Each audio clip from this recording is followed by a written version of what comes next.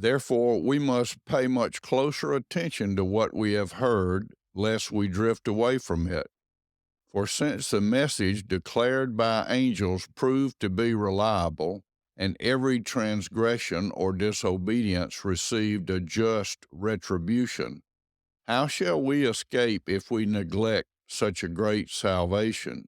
It was declared at first by the Lord, and it was attested to us by those who heard, while God also bore witness by signs and wonders and various miracles and by gifts of the Holy Spirit distributed according to his will.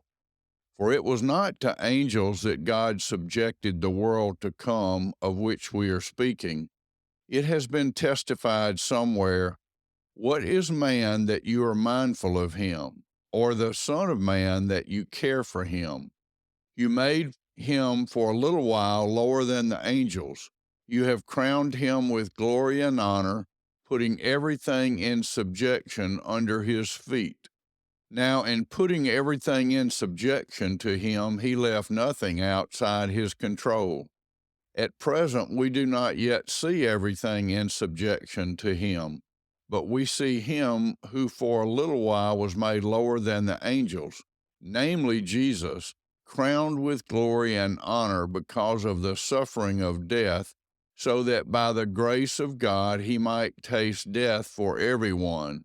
For it was fitting that he, for whom and by whom all things exist, in bringing many sons to glory, should make the founder of their salvation perfect through suffering.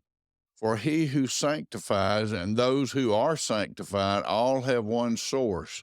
That is why he is not ashamed to call them brothers, saying, "I will tell of your name to my brothers. In the midst of the congregation, I will sing your praise."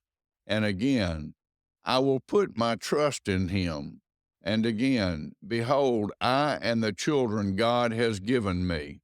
Since therefore the children share in flesh and blood, he himself likewise partook of the same things, that through death he might destroy the one who has the power of death, that is, the devil, and deliver all those who through fear of death were subject to lifelong slavery. For surely it is not angels that he helps, but he helps the offspring of Abraham. Therefore he had to be made like his brothers in every respect, so that he might become a merciful and faithful high priest in the service of God, to make propitiation for the sins of the people. For because he himself has suffered when tempted, he is able to help those who are being tempted.